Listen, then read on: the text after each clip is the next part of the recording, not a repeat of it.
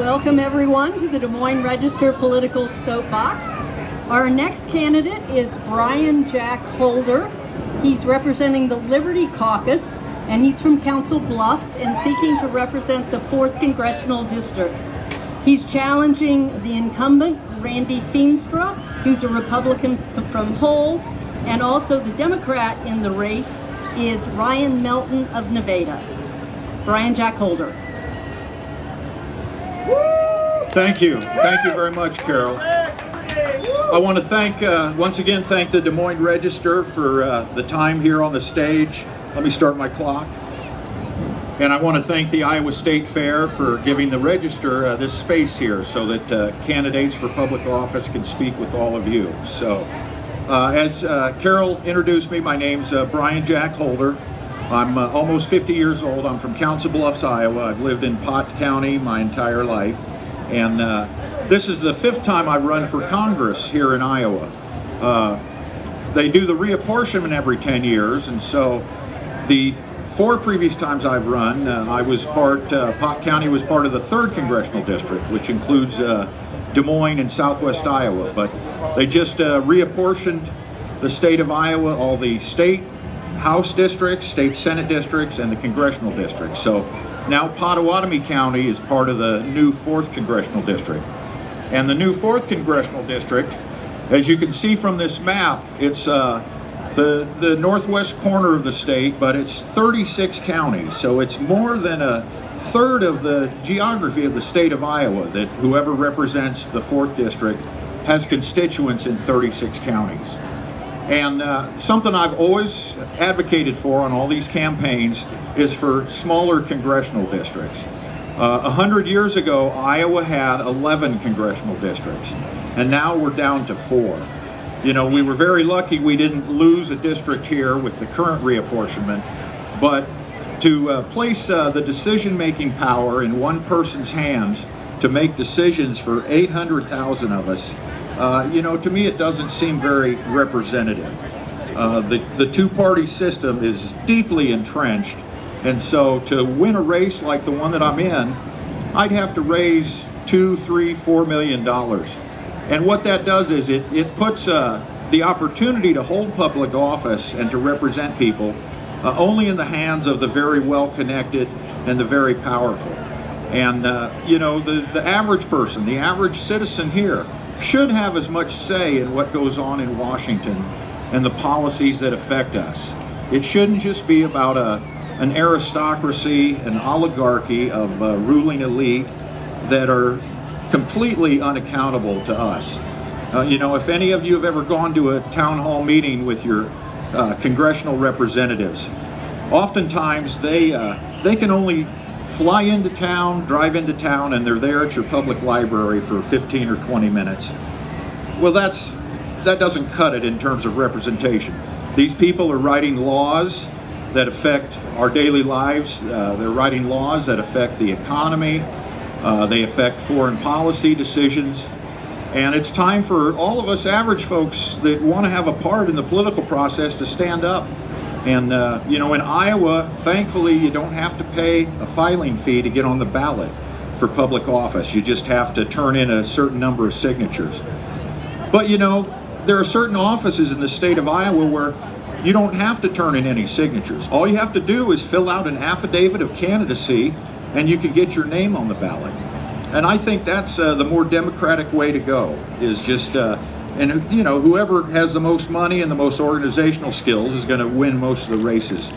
But I think you get a better process, we get a better government when there are more choices for us. You know, I had to form what I call the Liberty Caucus, which is, it's just me, but Liberty Caucus, it's also a process to get on the ballot. So last year, my friends in the Republican Party, they increased my burden and your burden to run for Congress by 400%. Now, there was no compelling governmental interest to do this, to make it more difficult. We have so few independent and third-party candidates that run for statewide and federal office that, you know, it was sort of ridiculous. But some of the Republicans blame me for the 2 losses of their Republican candidate in the 3rd Congressional District. And so it was sort of their way to prevent me from running again. But I wasn't able to get the new signature requirement, which is roughly 2,000 signatures to get on the ballot. So I thought to myself, you know what? No one in Iowa has gotten on the ballot for Congress as a caucus candidate. So I created my own organization and I started caucusing back in December. And so I had to have at least 200 people attend my caucus. Well, I had more than that, way more than that. But I did have to turn in a list of those in attendance to the state of Iowa. And unfortunately, the Republicans and Democrats, were they to nominate through a caucus process, they don't have to do that. They don't have to give the state a list of attendees. And so that's a complete violation of equal protection because it creates a double standard that our law forbids.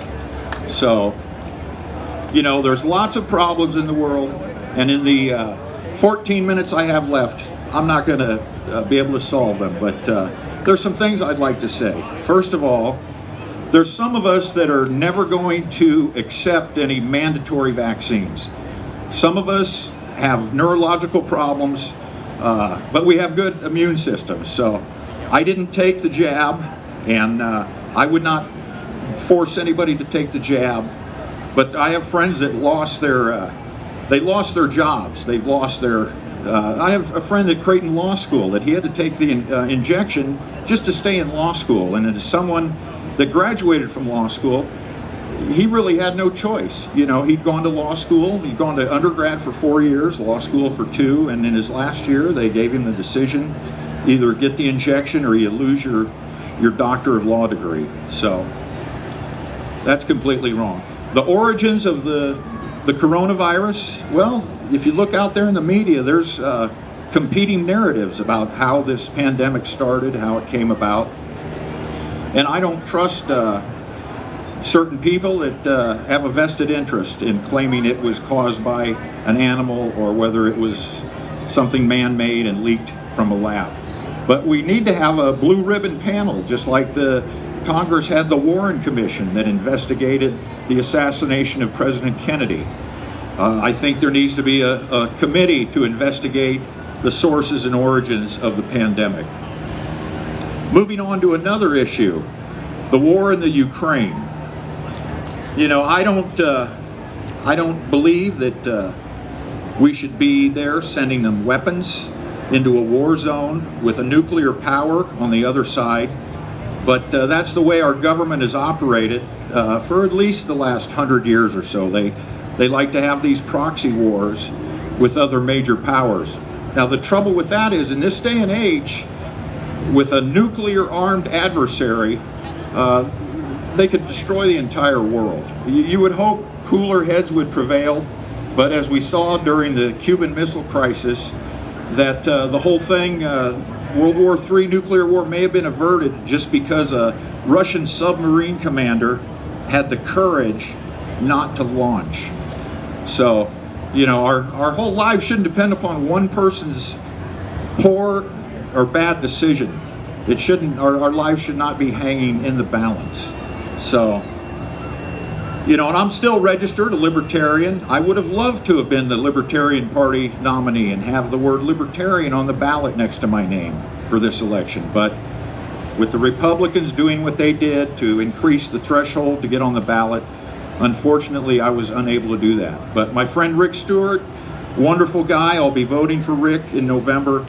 He was able to organize a group of people that helped him get those 4,000 signatures. He needed 3,500, and I know he turned in over 4,000, and he got a lot of those himself. So, you know, those signature requirements, they don't mean anything unless the candidate themselves is out there getting them. Go right ahead, sir. I got a question for you, sir. Yes. With the deterioration of public education in this country, what would you do to make the problem?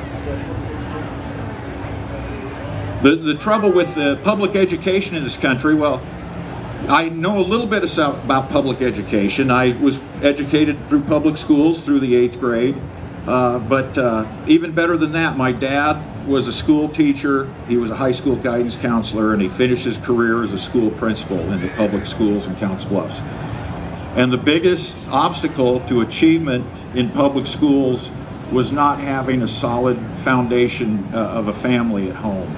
Having single parent families, it's not good on the upbringing of the kids, because of the fact that one parent is doing everything to try and help the kids get educated, get them fed, get them housed and clothed. So, you know, if we can have policies that support and strengthen the nuclear family. I just want to follow with that. In spite of the one-parent household, how would you overcome that, sir?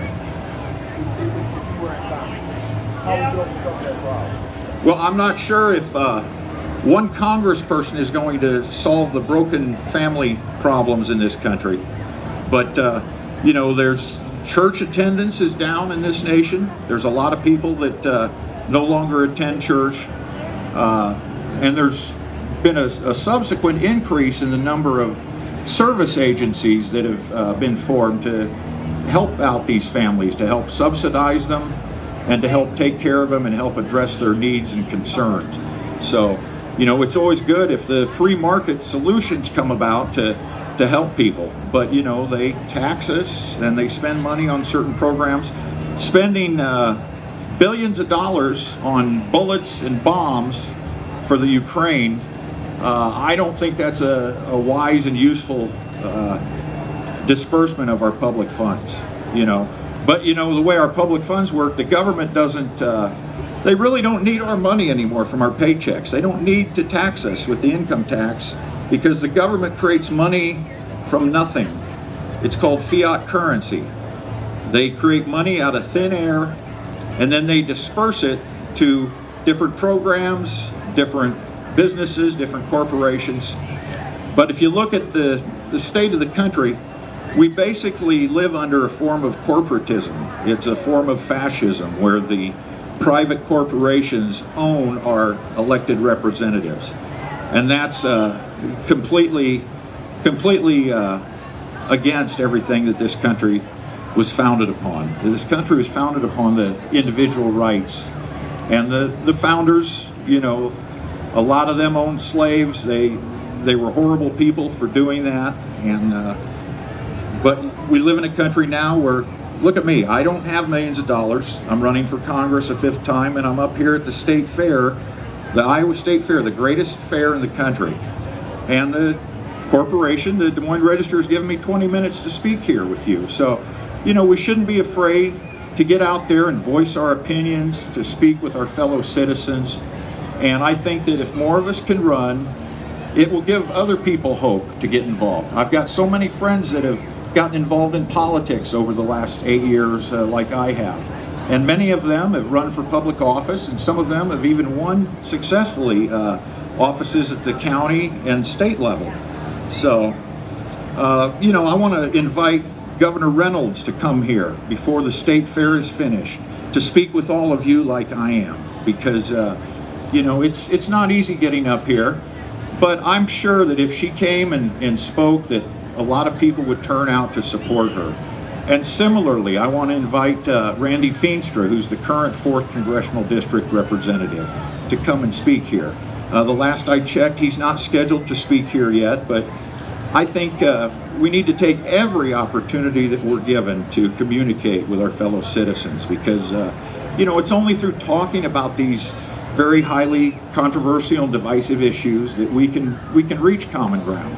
And I want the common ground for us to reach to not to be Lexington Green and Concord Bridge and Antietam. You know, whether you disagree or agree with some person, some politician, or some policy, we all have to live together.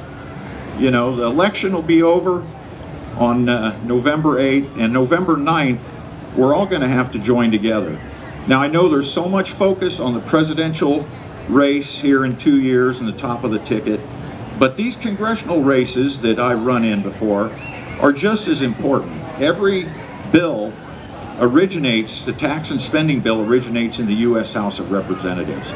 So, you know, your chance to influence the outcome of the discourse greatly increases if you can get on the ballot and you can run for public office. So, well, I've got about 5 minutes here. I'm going to take any last questions if anyone has them. Any question? Go ahead, Bobby.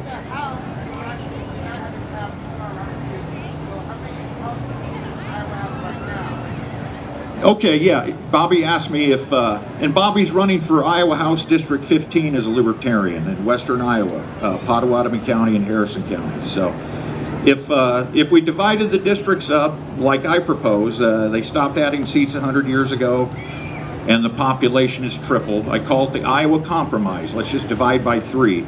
Divide their staff, divide the congressperson's salary by 3, and also divide that $1 million office budget by 3.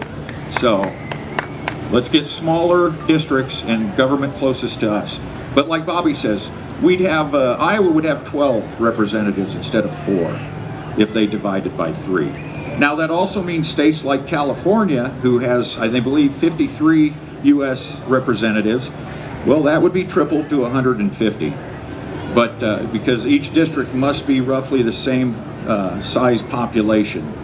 The Supreme Court issued an opinion decades ago called, I believe it's Reynolds versus Sims, where one person, one vote. So, but there's states like Wyoming where they have 1 U.S. representative, and so a race like that out there, it's a statewide race, and they've got 450,000 people in the state of Wyoming.